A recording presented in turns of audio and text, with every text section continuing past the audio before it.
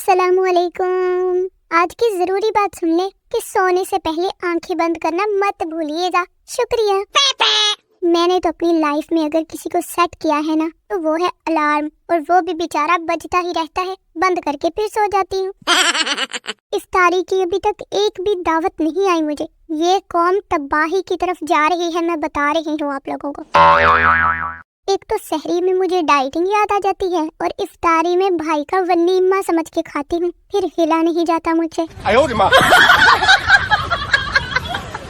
भाई इस रमजान में तो बहुत सी लड़कियों के हाथ पीले हो रहे हैं बेसन से पकोड़े बनाते वक्त।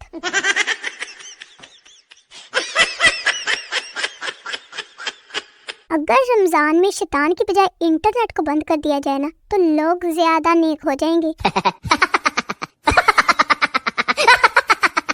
हॉस्पिटल का अमला एक शख्स के पीछे भाग रहा था। लोगों ने पूछा क्या हुआ? डॉक्टर बोला 4 बार ऐसा हुआ है, ये दिमाग का ऑपरेशन करवाने के बहाने आता है और टिंड करवा के भाग जाता है। उसने आजिज़ी से बोला बहुत बदल गई हो तुम। तो मैंने भी मुस्कुरा कर कह दिया रोक सको तो रोक लो, तब्दीली आई रे, तब्दीली आई रे, तब्दीली आई रे। नो। अभी मैंने सुना एक मच्छर दूसरे से कह रहा था कि आजकल जिसका भी खून चूसो रूह अफ़ज़ा का टेस्ट आता है। जल्दी जल्दी इधर आए, आप लोगों को एक अच्छी बात बताऊं। खैर छोड़िए, आप लोगों का अच्छी बातों से क्या लेना देना। हाय, मेरी आधी से ज्यादा जिंदगी गुजर गई है, लेकिन बेहोश होकर गिरने की ख्वाहिश ना अभी तक पूरी नहीं हुई। रमजान में दोपहर 2 बजे के बाद अक्सर लोग इशारों में बातें करना शुरू कर देते हैं। टिंग टिंग टिंग। गोश्त और अंडे का रेट हाई होने पर मुर्गियों और मुर्गों का लाइफस्टाइल चेक करें जरा। भाई ये भी अंबानी फैमिली से कम नहीं लग रहे। एक तो जो लोग रमजान को रमदान कहते हैं ना, इनको चाहिए पेप्सी को बेप्सी और पकोड़े को बकोड़ा कहा करे। या तो पूरे अरबी बनो या बंदे के पुत्र बनो। अफ्तारी में फल काटने के दरमियान एक बंदा ऐसा भी आता है जो आपको ये याद दिलाता है कि सारे विटामिन तो छिलके में होते हैं। तुम्हारे हुस्न पर ना गजल लिखनी है। चलो जाओ जल्दी से, शाबाश मुंह धोकर आओ।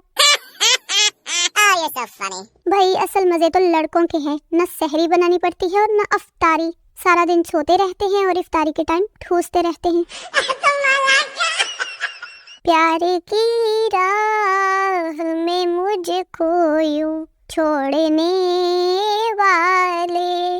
मैं तुम्हें पकोड़े बनाते हुए भी रिप्लाई किया करती थी, कमबख्त कहीं के।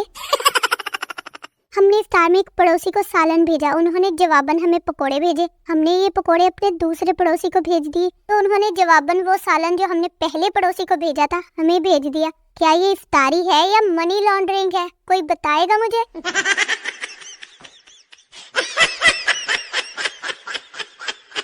यकीन करे खाना पकाना कोई मुश्किल काम नहीं है। असल मुश्किल काम तो ये सोचना है कि आज क्या पकाया जाए। हाँ भाई मानती हूँ कि मैं आर्टिस्ट हूँ और वो भी रोटियों के नक्शे बनाती हूँ। सहरी में पानी कसीर मिकदार में पीने का ये मतलब हरगिज नहीं है कि वो दिन भर आपके मैदे में जमा रहेगा। ये खसूसियत सिर्फ ऊंट में पाई जाती है, लिहाजा पेट को तरबेला डैम ना बनाएं। शुक्रिया। अच्छा, आप लोगों को पता है कि ऑपरेशन करते वक्त मरीज को क्यों बेहोश किया जाता है? मैं बताती हूँ ना, ताकि वो सीख ना ले कि ऑपरेशन कैसे होता है। ये डॉक्टर्स ना बड़े चालाक होते हैं वैसे। मैं एक दिन सोच रही थी कि सुधर जाऊं, फिर मेरे दिल से आवाज आई, पगली तू बिगड़ी ही कब थी? अच्छी खासी बैठी बैठी सुन हो जाती हूँ, अच्छी खासी बैठी बैठी सुन हो जाती हूँ। बस अफ्तारी करती हूँ और टुन हो जाती हूँ। मेरा दिल करता है कि जो 2-4 लोग मेरी वीडियोस देखते हैं ना और लाइक और सब्सक्राइब करते हैं, मैं अपनी सारी प्रॉपर्टी उनके नाम कर दूं। क्या ख्याल है? फिर बताएं मुझे जरा। मिलती हूँ आप लोगों से अगली वीडियो में। ओके, अल्लाह हाफिज।